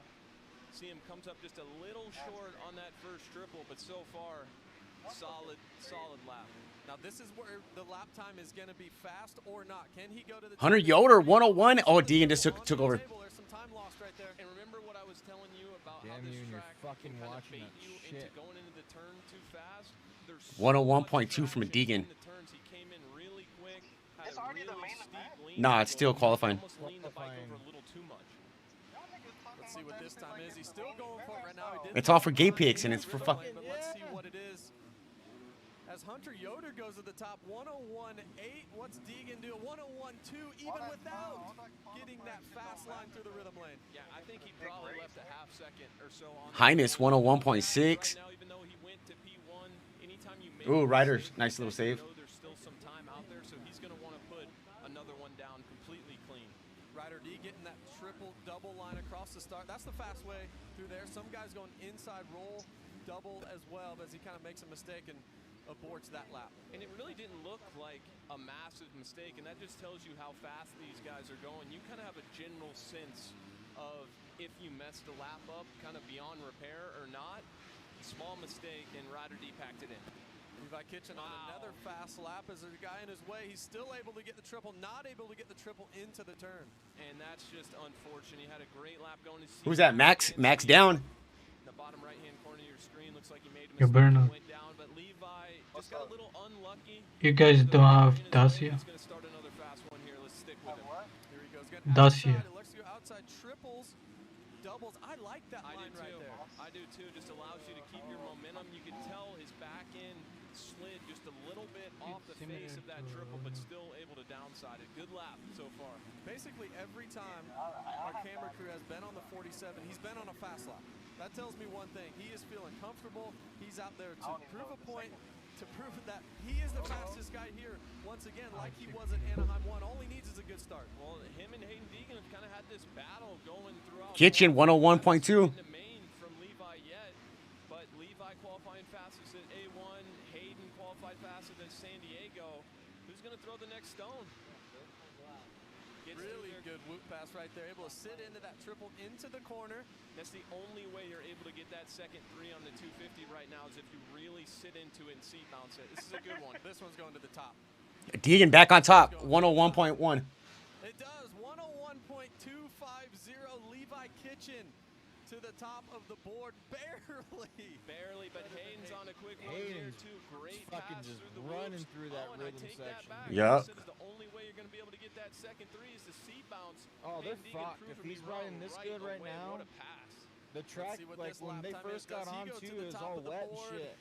Even the Hayden 450s Deegan, aren't even pulling these numbers right now. Yee! This qualifying is back and forth. This is so fun to watch, folks. This is just awesome. The level here at Anaheim 2 is so high. This is what we're gonna get tonight, dude. And I do Holy think for fuck. Levi, we saw him God the damn it, I'm gonna have to 3-3 miss this shit. over the start straight. I'm gonna, Right I'm after gonna the leave the sand race section, up on we my saw him come up just PC, a but I'm little gonna bit have short to on that fight. fast lap. So I think if I'm Levi, I know I left a little speed out there.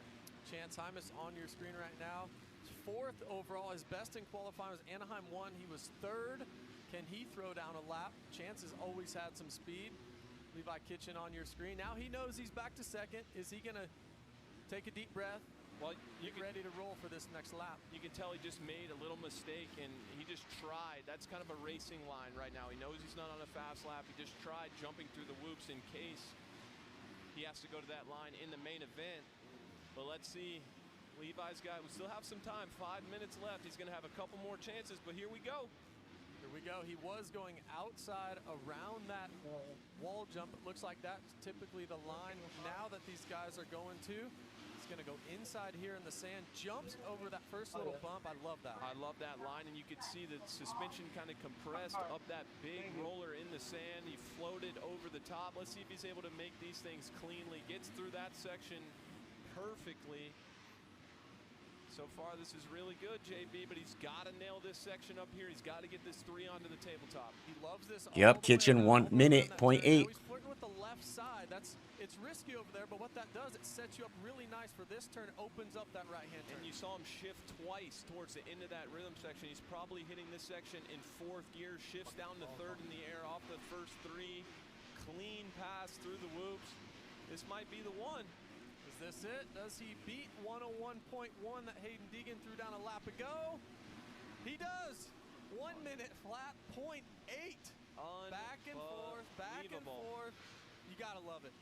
You do. You see Hayden kind of doing the same thing Levi did a couple laps ago, just trying, experimenting with that jump line in the whoops. But I imagine Hayden's going to want another crack at P1 right here.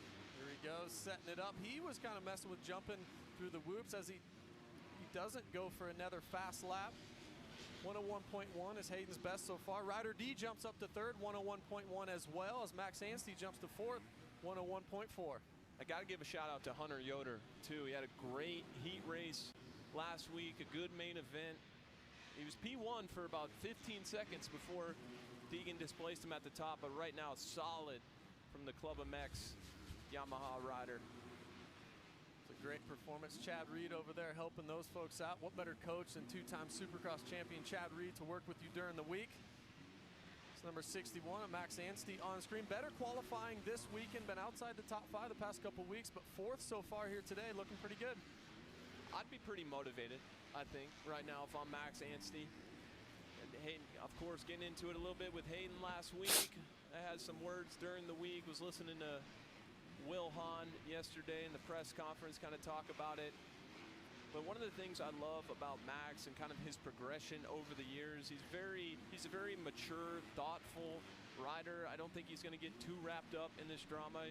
And he's very realistic too. Even last week, he knew that Hayden was going to win that race. He knew he didn't have that pace. And sometimes having those more realistic expectations can help you be consistent throughout the course of the season. Once again, we're back on the 47 of Levi Kitchen, and once again, he's on a fast lap, folks. He is constantly going lap after lap. The fitness level is not an issue for the 47. Aggressive once again. So clean, and you see that time, the lap before, his fast lap before, he went all the way around the top of that turn, cuts down, shaves off some track. Could this lap be even better?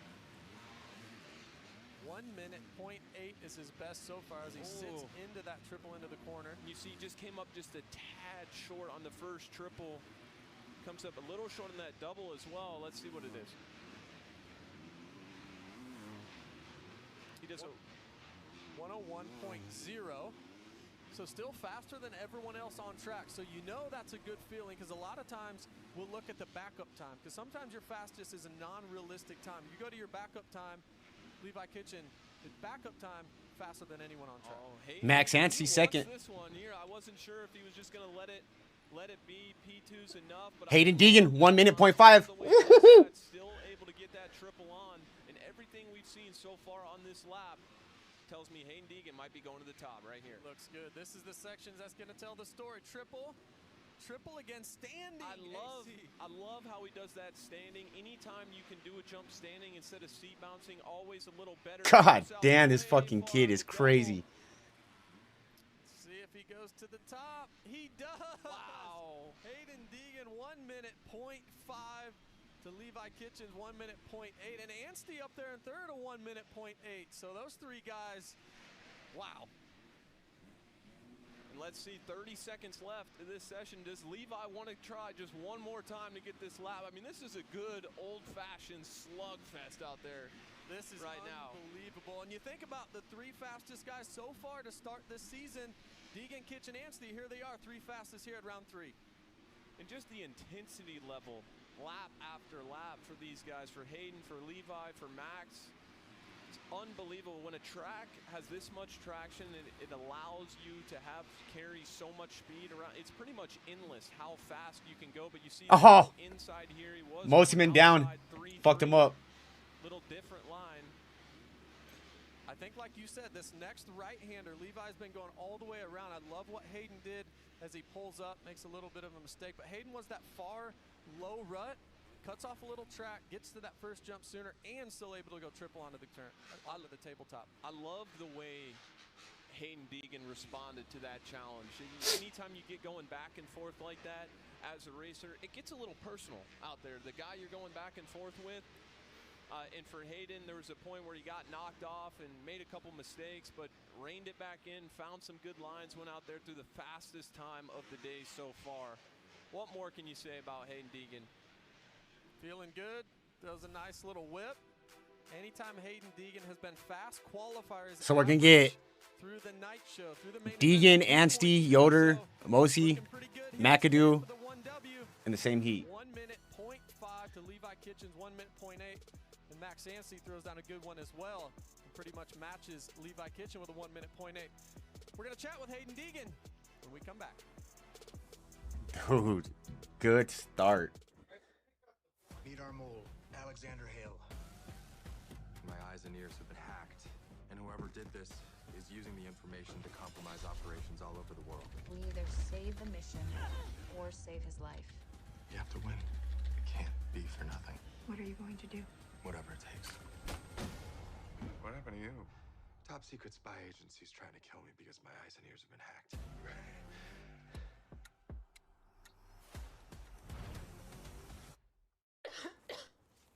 Hi, Susan. Honey. Yeah? I respect that, but that cough looks pretty bad. Try this Robitussin honey. The only brand with True Source certified honey. Mind if I root through your trash? The powerful cough relief you need. Robitussin. Taco Bell's new Lutz value menu has so much Lutz, it's starting to go to people's heads. I'm the Lutzierge. Which is the mini taco salad fork? Here to help them cope. 10 extravagant indulgences, all $3 or less. There's traveling, and then there's seeing the world with Platinum. There's nothing like a stay that sets the standard with the largest global hotel program. Nothing like knowing at fine hotels and resorts, a complimentary breakfast starts your day. And you have more time to play with an extra night. Nothing like never having to rush home thanks to late checkout. With exceptional travel benefits worldwide, there's nothing like Platinum. You know what? I'm gonna put that on silent.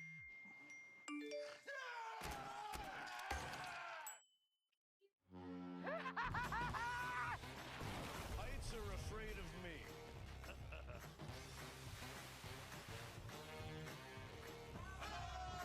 Find your fun again. Ships, am I right? Carnival is calling.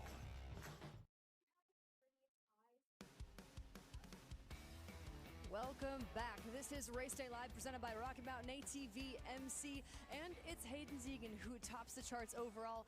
Hayden, you had described your last qualifying effort earlier today as mediocre. You did it by over a second. Was this more of the lap or feeling that you were aiming for? Oh, the track's just gotten a lot easier. Like, there's not as many ruts right now, so we're going to get a lot, the time's going to get a lot tighter. And, man, I'm just stoked on that whole shot right there. I didn't think that was possible, but hopefully the hard work pays off that we did this week, and we can show it in the main because it's a little useless right now. But, yeah, P1, and we're ready to come out swinging. The stage has been set for Hayden Deegan, fast qualifier 250.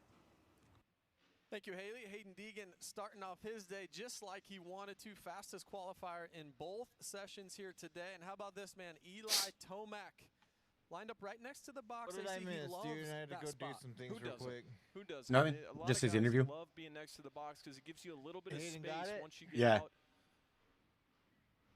I was always next to the box guy. Inside, outside, it didn't matter.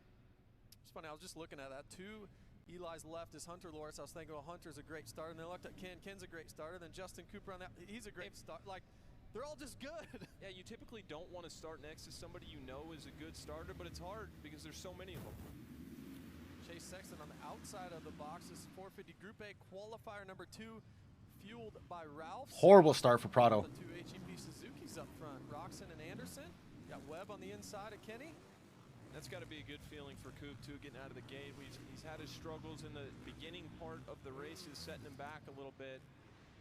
This is the first week we really haven't spoken about Cooper Webb a lot, and you know what happens when we stop talking about Cooper Webb. He normally wins the race, so I would not count the one out yet. Coop already messing with that triple line. Gets you right into that pocket, then you're able to do that triple into the corner. So let's see if he can start taking that inside. It's a little bit slippery, though, on that inside before the whoop, so see if that can come in as Coop, maybe even Justin Cooper, his teammates, start to take that line. I think for these guys right now, and I love how Coop didn't downside that last double, how he jumped all the way out onto the start straight. For these guys, because the track is a little softer, you know there's a lot of traction, you know the ruts are going to be there. I think the emphasis for these guys is to get a good lap in early. If you can get out there and throw a time down that you'd be happy going back to the truck with sometime in the first 3 or 4 laps, really frees you up for the rest of the session. Coop takes that low line, still able to get triple on, off. Triple again. You see all the guys are going down the left side. Coop's going to fade back to the right. Cut off that much track right there. Roll triple. Triple, I like it. Triple. Enough. I like that line. We just were speaking about that before this session. I don't want you I think the jump line always gets faster the more beat down the whoops get as well. So I think that line is going to continue to get better as the night goes on. 101.1 for Cooper Webb. Goes to the top of the board. Fastest on track so far. Cooper Webb, fastest. The one thing I love about that line is it's so repeatable. Lap after lap after lap in the main event. We've talked about Coop's whoop skills. His skimming skills have gotten better over the years. Still not the best out there. 94 right there. Arguably one of the best. You would think that he's going to continue to go to the outside, skim down the left side of the whoops, potentially even the right. We talked about that yesterday, trying to think about late in the main event. How about how fast Kenny just went through the inside of that sand? That was unbelievable. Just the lean angle. He was on the gas early. Comes up just a tad short on that triple into the corner, but great lap for the 94. Let's see what he does right here. Still holds the left side of that rhythm lane, opens it up. See him shift twice in the air off that last triple. Is probably 4th gear through that rhythm. Down to 3rd, back down to 2nd into this right-hander. Ken Roczen 101.8 1.0.8. God damn it. He does 1 minute flat 0.8, and Jason Anderson. Damn. You couldn't see him in the shot, but he was right behind his teammate there. Follows it up with a 1 minute flat. Yeah, he was. 21. Catching a toe from the 94. About the 26. Started the season at Anaheim 1. Absolutely incredible. Qualified 2nd 1 week ago in San Diego. Didn't get a great start in that main event, but still, Jorge Prado, he's looking good in 2026. And listening to him in the interviews after the race, I mean, he was pretty honest about he's not super comfortable in the pack with the guys. This is a guy who has been such a great starter his whole career, and most of the time he gets a good start, he finishes up there in the top 3. He's not so chaotic. So Jorge knows he's got to get a little better when he doesn't get a great start at moving through the field, making good decisions mid-race. Cooper Webb, the number 1 on screen, over jumps that jump a little. That pocket is really tight right there. And that's the hard thing about riding a 450 on Supercross is there's so much power that you can pretty much overshoot anything. A quad, a triple, where a 250 most of the time things are closer to just wide open and you make it perfect. 450 you have to be really precise with your timing. You know what's going to be fun is watching these guys on Peacock later on tonight, 7 o'clock Eastern time. But what I've noticed, how this 7 o'clock Eastern is what?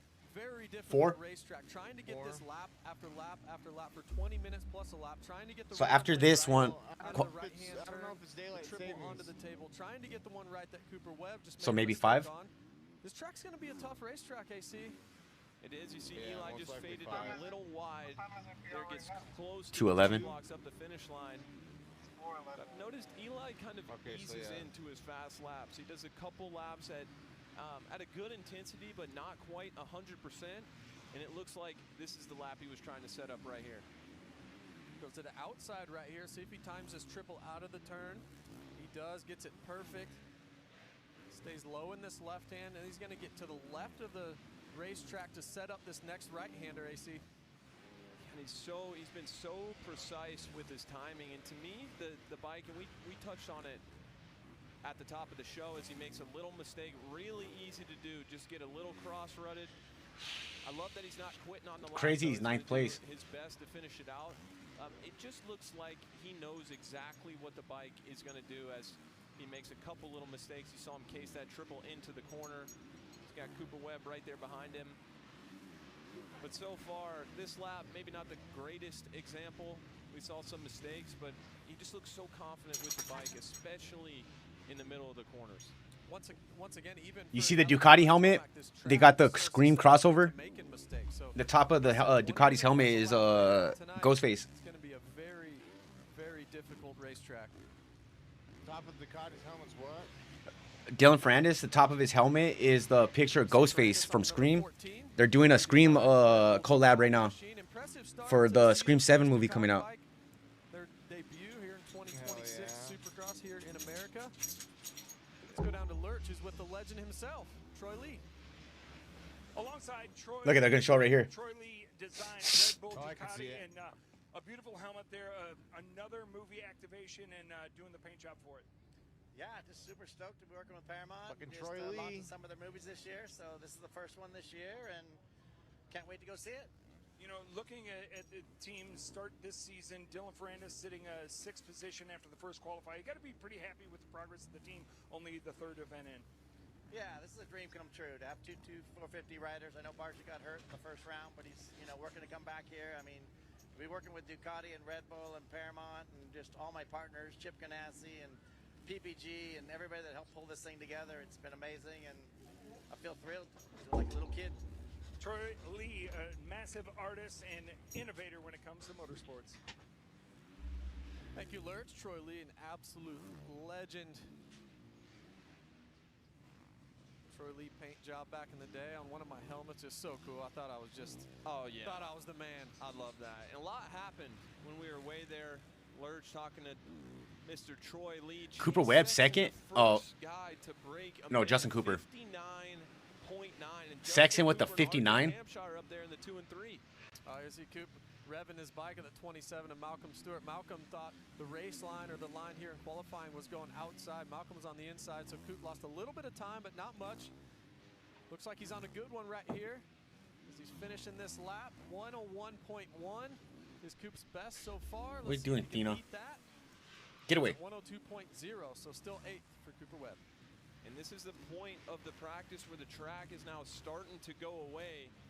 I believe you can still, as you see Eli Tomac on a fast lap here, you can still get a good time, but it's going to get increasing. He's looking sketchy in the whoops right now. Tomac. Continues to get beat up. A lot of this leaderboard right now. Chase Sexton on top, but Justin Cooper, RJ Hampshire. RJ Hampshire 3rd. Rockstar Energy Husqvarna machine. He's 3rd. Tomac goes to 4th. Jorge Prado 5th. So many fast guys out here in this A qualifier. And Sexton on another one here. And we've said this time and time again, but Chase Sexton in qualifying, when he is on one, and there is not a lot of people that can go that fast. Oh! Chase as he goes down. You saw that one coming a mile away, and you know, we've all done that before. You see him showing some frustration.